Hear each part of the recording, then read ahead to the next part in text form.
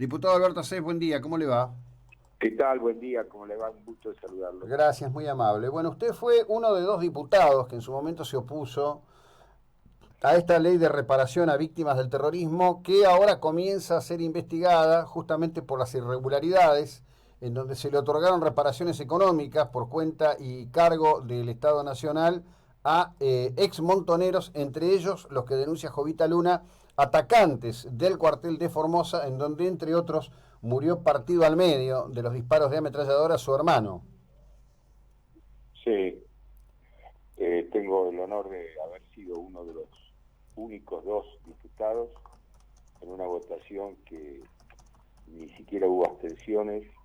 Creo que 230 diputados votaron a favor y dos votamos en contra de la indemnización a los montoneros y otros grupos terroristas, muchos de los cuales se votaron el beneficio a sí mismos porque estaban sentados en la Cámara de Diputados en ese momento. La verdad es que lo que pasó en pleno gobierno democrático, constitucional, en Formosa un domingo, cuando los montoneros atacaron el regimiento, fue atroz Claro. directamente, porque la gente incluso debería saber que ese domingo los pocos conscriptos que estaban durmiendo la siesta eran los más pobres del regimiento, los que Claro. no tenían plata para poder pagarse el ómnibus para ir a visitar a sus familias ese domingo. Y uno de ellos, el hermano justamente de Jovita, el soldado, el conscripto Luna, asesinado prácticamente mientras estaba durmiendo la siesta. Eso no tiene nada que ver con ninguna reivindicación de ningún tipo. La violencia nunca puede esgrimirse, pero supuestamente en el hipotético caso de que la violencia pudiera tener algún sentido, ¿qué sentido, qué razón puede haber para matar a un conscripto de una familia pobre un domingo que estaba durmiendo la siesta porque no había podido ir a visitar a su familia? Es que quien toma la violencia como instrumento de su acción, ¿no? Cuando ingresa en la convicción de que esa violencia es su instrumento, no va a preguntar si es pobre o rico, simplemente va a usar la violencia. Bueno, le tocó a Luna, entre otros. Lo concreto, y es interesante, ¿en qué año se vota esta ley, ASEF? Eso fue en 2013. 2013. Bueno, en 2013, momento donde había bueno, una fuerte interacción de poder del gobierno de Néstor Kirchner, donde además había, como usted dijo, en la representación parlamentaria, muchos que habían formado parte de la organización Montoneros. Así es. No, era en plena etapa del gobierno de Cristina, Claro, Cristina ya era presidenta.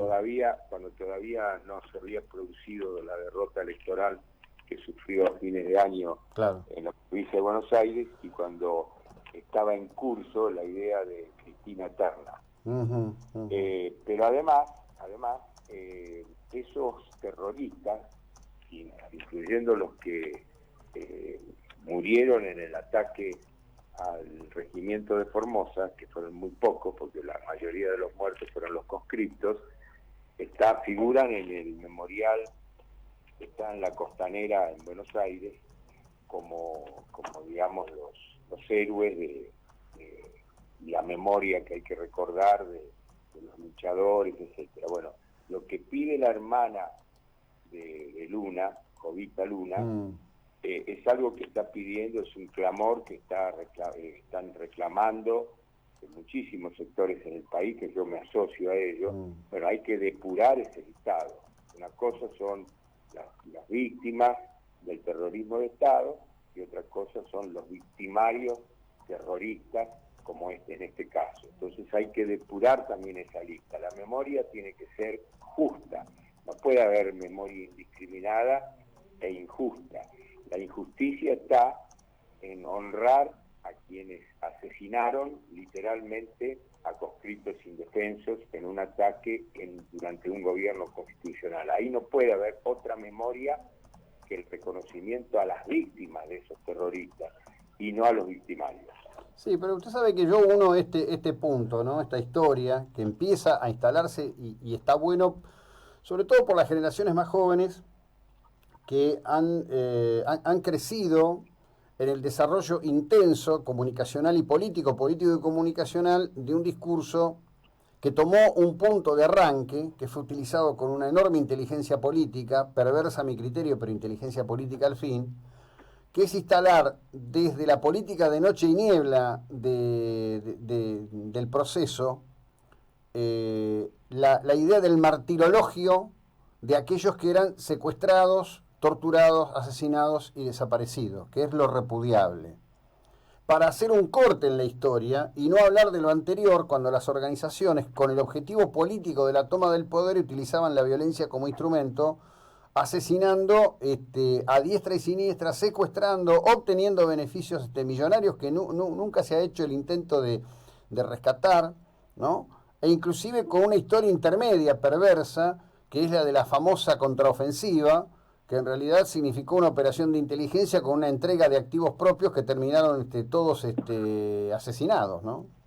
Bueno, suscribo todo lo que usted dice, subrayo dos de los temas que señaló, los millonarios botines, que todavía algunos de ellos están en Cuba administrándose y que siguen proveyendo recursos para otro tipo de acciones durante estas últimas décadas. Y por supuesto que comparto absolutamente algo que también hay que destacarlo, que esa llamada contraofensiva que decidieron los montoneros ya exiliados, sus jefes, con Firmenich a la cabeza, fue una contraofensiva que parecería que fue un plato servido para que la dictadura pudiera hacerse un festín y ellos, con garantizarse la seguridad en el exterior. La verdad que es siniestro el tema, es siniestro por donde se lo mire. Sí, es un tema siniestro que no hay coraje político ni mediático para abordarlo porque justamente yo siempre he mirado este tema, ¿no? Es decir, colapsa el proceso a consecuencia de la derrota de Malvinas. La derrota de Malvinas debe ser agradecida históricamente como la partera de la democracia, por lo menos este es mi concepto, ¿no?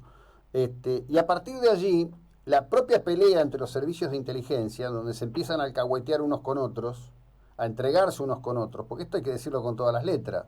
Buena parte de lo que se conoció entre la caída de Malvinas y la asunción del gobierno constitucional de Alfonsín fue que los servicios de inteligencia de Marina y Ejército, fundamentalmente, se alcahueteaban entre ellos a través de los medios de comunicación.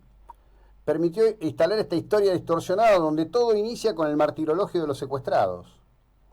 Sí, sí, es cierto. La verdad que fue una página horrorosa de nuestra historia y mejor, sinceramente le digo, mejor no menearla. Hay que condenarla para siempre, pero no se puede tener una mirada parcialmente, una mirada por mitad. Tenemos que tener una mirada global de todo ese periodo que empezó con violencia y terminó de la peor manera.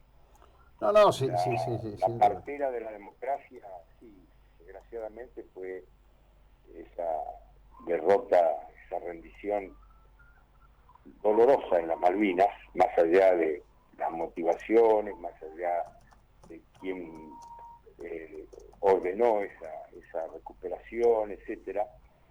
Siempre a nosotros, por lo menos desde mi modesta mirada, a mí siempre me va a doler esa derrota, porque cuando se trata de una causa nacional, ahí se prescinde de cualquier otra consideración, y es la causa nacional primero. Pero bueno, la causa nacional fue otra derrota y otro fracaso formidable de la dictadura militar, que había fracasado en la economía, había fracasado en lo social, había fracasado en lo político y había fracasado en lo humanitario. Es decir, que el fracaso fue completo, desgraciadamente también, porque si nosotros miramos, yo no quiero incursionar en un tema muy delicado que además puede dar lugar a sacar de contexto consideraciones, pero las dictaduras simultáneas o coetáneas con la que sufrimos nosotros tuvieron otros desenlaces y tuvieron otros resultados. La brasileña, por ejemplo, para no ir a la chilena, porque la chilena también tiene sus horrores, pero también tiene sus transformaciones. En cambio, la nuestra no tiene un saldo positivo por donde se lo mire. No, totalmente, totalmente. Bueno, esa es nuestra peculiaridad, ¿no? En definitiva. Esa es nuestra peculiaridad. También es sobre lo que tenemos que reflexionar sobre cómo construir mejor. Bueno, gracias por el testimonio, Sef, que tenga una buena jornada, muy amable. Gracias a usted por llamarme. Hasta luego. Bueno, diputado Alberto Asef.